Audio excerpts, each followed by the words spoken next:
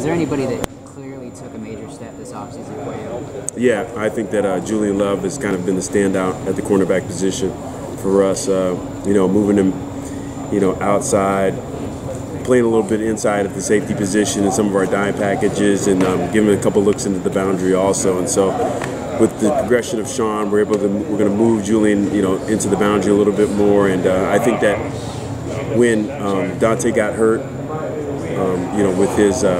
with his issue, Nick's reps got really overloaded, and he became a little bit tired. But I think getting Dante back and getting the rotation under control has been good for us. And how about your old man of the group, Nick Watkins? Right. The old man of the group with one start, right? How's he been looking this offseason? You know what? He's been looking good. I think that during the course of camp, it became a little bit taxing for him, with his reps being up there. But he handled it.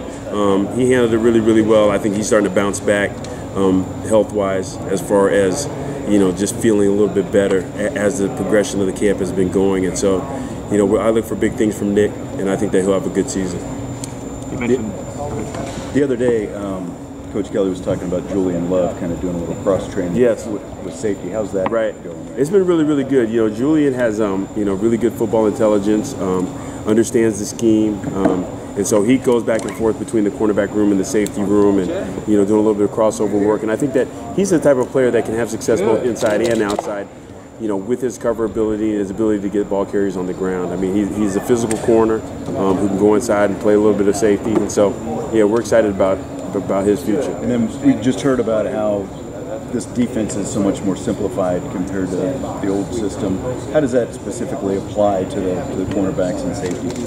Well, I think that, for us, there's not so many adjustments, even when the offense, motions and changes and resets. And so, for our guys, I mean, we're still running a lot of complex stuff, on the back end.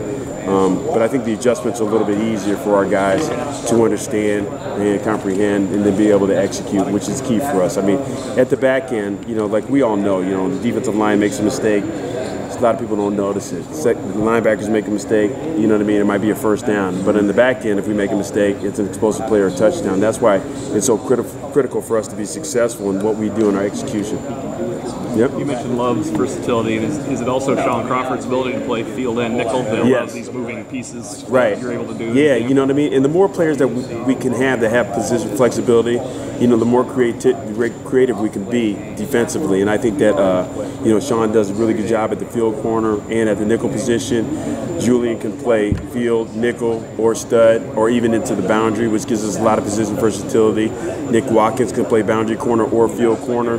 We want to keep Troy Pride out at the field corner, and we want to keep Dante Vaughn into the boundary, to keep their package pretty simple. But I think that with our group and with our athleticism, we can move pieces around, and depending on who we play week to week, we can really hone down on how we want to attack offenses with our personnel.